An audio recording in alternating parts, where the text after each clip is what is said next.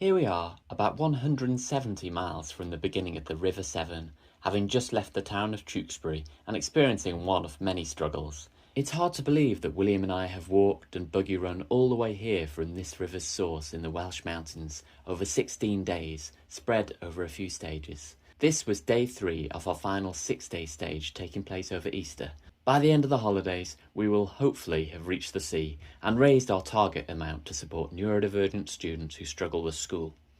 But for now, we had our day's mission to focus on.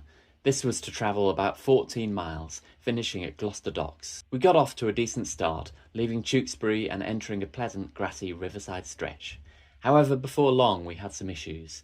On our previous running leg, we managed to avoid having to cross stiles with our big, heavily loaded buggy. Today we didn't have such luck, running into several in the first few miles. For each of these we had a technique.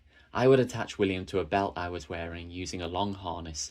Both of these were from the company My Bigger Harness. Then I was free to lift the buggy over our obstacle. Not that this was an easy process. Still, I think William actually enjoyed our stops, with each giving the opportunity to have a break from our run at Clamber.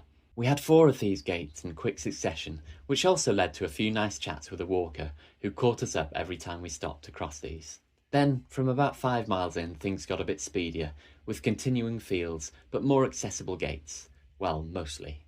We passed through a farm, William snacked, then we managed to squeeze through another narrow gate, minus our wheels. But then things got a bit harder again. This time it was due to long grass, which was combined with a strong headwind as we rounded a river bend.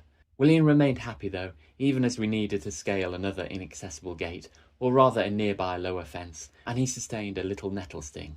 A bit later, and following some more windy long grass running, we came to what might have been William's highlight of our journey, a little metal bridge.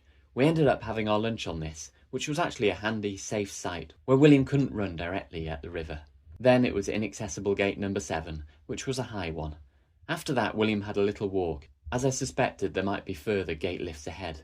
There weren't, but he seemed to enjoy his riverside amble. After a change, and now about 9 miles in, I was hoping we'd be able to do some more consistent rolling. We passed through a nice scenic stretch with friendlier winds, ending up crossing the site of the Gloucester races, where William thankfully didn't want to climb the horse jumps. As we neared our day's destination, we had a welcome but brief change to roads, and then a solid track, before we were back to our usual long grass and a bit of bumpy hard mud. Finally, we were out onto the streets of Gloucester and made it to our destination of Gloucester docks. It wasn't the easiest of days, but William was happy and enthusiastic, which made it feel like a really good one. And although we still have many miles to go in our last 3 days, from Gloucester the River Severn is influenced by tides, and so it feels as if the sea is finally within reach.